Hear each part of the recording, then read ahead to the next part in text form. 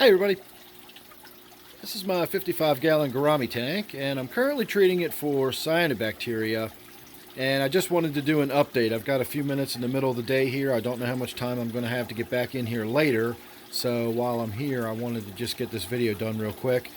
It's been about 2 days, not quite, but close to 2 days since I put the first treatment in there. I'm going to do a second treatment because to my eye there's still a little too much reddish color in this cyanobacteria.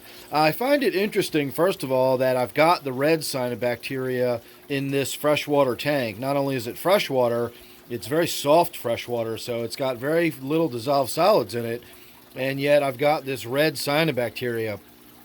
I've always sort of associated this red cyanobacteria with salt in the water, and my brackish tank gets the red cyanobacteria in it, and once upon a time when I had a marine tank I had the red cyanobacteria in that one.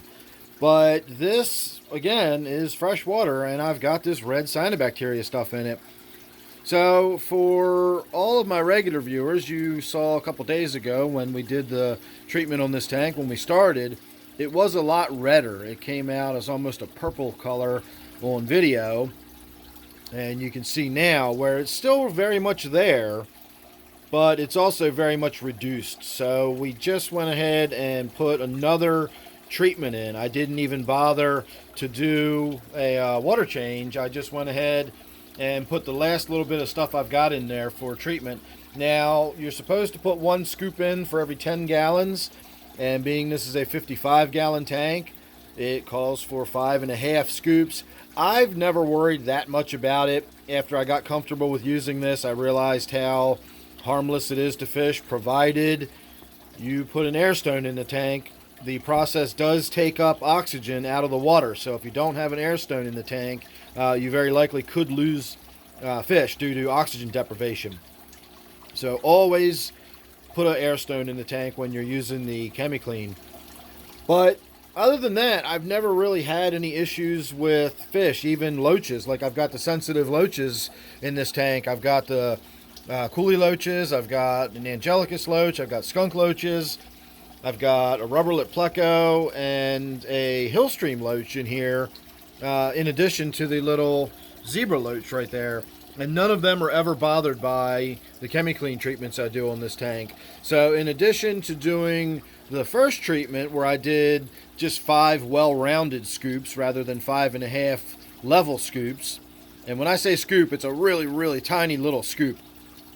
So if you're familiar, I don't have one in front of me, but if I had, I'd show it to you. If you're familiar with measuring cups, measuring spoons, and you see the one that says just a pinch because it's a tiny, tiny little thing, well, this is about half the size of that, if that. It's a tiny little scoop. So 5.5 of them would be the regular amount. I put that in 2 days ago. Today I put 5 big well-rounded scoops in, but I also had enough left over to not really be 2 scoops.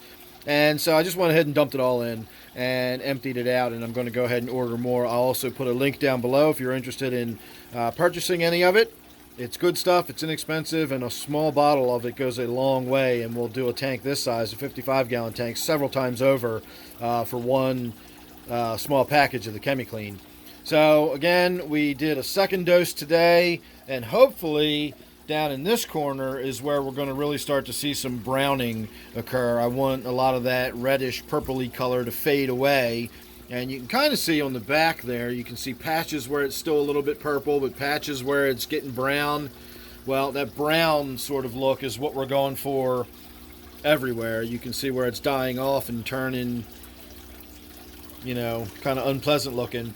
Now, I will also say, and I find this to be interesting too, is fish don't eat the cyanobacteria when it's alive. I've never seen the fish actually eat that red cyanobacteria.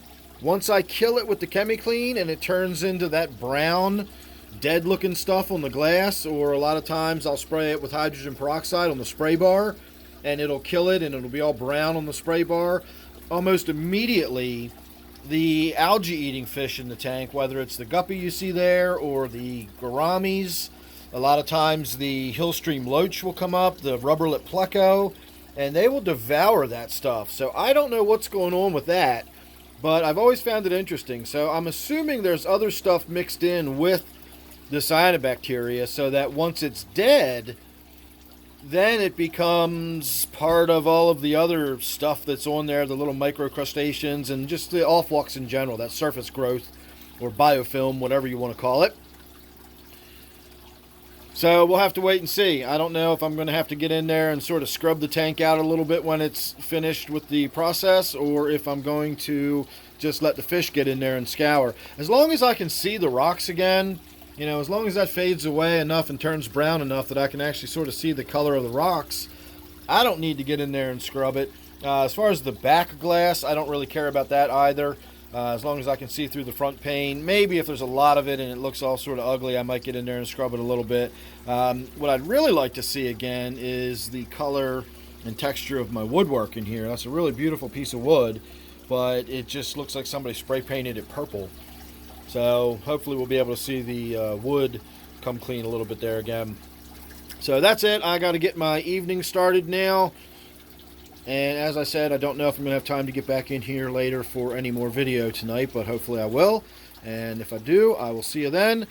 Make sure you're subscribed, that way you won't miss it or anything else I got coming up. And don't forget, this one here is my 55-gallon Gourami tank. So thanks again. I'll see you real soon in the next one.